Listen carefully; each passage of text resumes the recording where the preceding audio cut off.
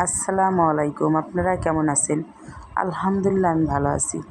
আজ আমি রান্না করব ডাউল, আর সাথে আছে পাঙাশ মাছ ভুনা। এগুলোই রান্না করব। ডাউল আমাদের বাঙালির রাজরানি খাবার। ডাউলটা থাকলে সব ধরনের খাবার সাথে ডাউল থাকলে আর কিছুই লাগে না।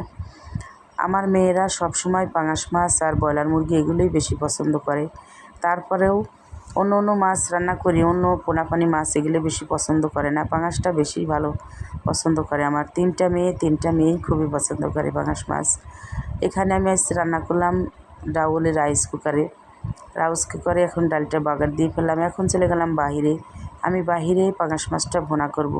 আমি আপনাদেরকে রান্না শেখাচ্ছি না, কোনো কিছুই না, বাস এ ধরনের রান্না আপনারা সবাই রান্না করে থাকেন বা দেখেও থাকেন, কিন্তু আমি বাস আপনাদের সাথে কি রান্না করি, কি করি না করি সেগুলি আপনাদের সাথে শেয়ার করি, বাস এটুকুই, আর কিছু না। আর আপনারা সবাই দোয়া করবেন, আমি যে মনে আশা ভরসা নিয়ে ভিডিওগুলো করতে থাকি, এগুলো নিয়ে জেনে আমি এগিয়ে যাইতে পারি, সেই দোয়াটা আপনারা করবেন। আমি খুবই আমার ইচ্ছা আমি ভিডিও করব বা সব ধরনের ভিডিও আপনার সাথে বা সব কিছু আপনাদের সাথে আমার বাড়ির সব কিছু শেয়ার করব, দেখাবো আপনাদের, এটা আমার খুবই মনে ইচ্ছা। কিন্তু আমি একা মানুষ, আমার সাহায্য করার মতন কোনো লোক নাই। আমার ছোটো মেয়েটা সবসময় প্রাইভেটে যায়, সকাল বিকাল স্কুলে যাওয়া, ওর সামনে এসএসসি পরীক্ষা, এই কারণে ও আমাকে একটু সময় দিতে পারে না। আমার নিজের একাই সব কিছু সামলাতে হয়, একাই সব কিছু করতে হয়। একটা ভিডিও বানাতে গেলে অনেক লোক লাগে, সবার হেল্প লাগে, কিন্তু আমার হেল্প করার মতন কোনো লোকই নাই।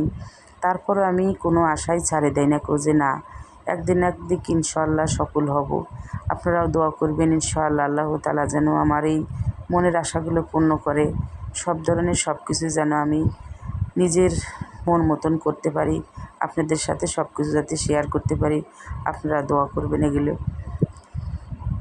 আমি খুব পরিশ্রম করি বা খুবই কষ্ট করি, একা একা সব কিছু এক হাতে করি। আর দেখেন আমার অনেকগুলো মুরগি, এই মুরগিগুলো আপনাদের সাথে আমি অনেক দিন শেয়ার করি না।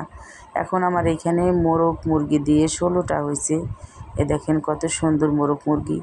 দেশি মুরগি পালতে খুবই ভালো লাগে, আমার খুবই আনন্দ লাগে। এই মুরগি থাকলে আমার হাঁস ছাগল এগুলো দেখতে মনে চায় না, পালতেও মনে চায় না, কিন্তু এই মুরগি পালতে খুবই ভালো লাগে আমার কাছে।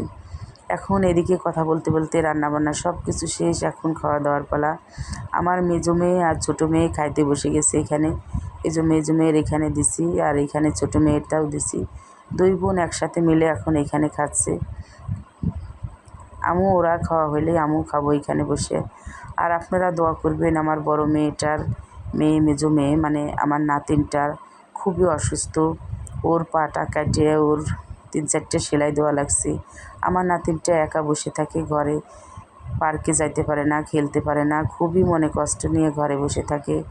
আজ আমার মেয়ে বান্ধবীদের ডেকে এনে মেয়েটার সাথে গল্প সব কিছু করাইছে।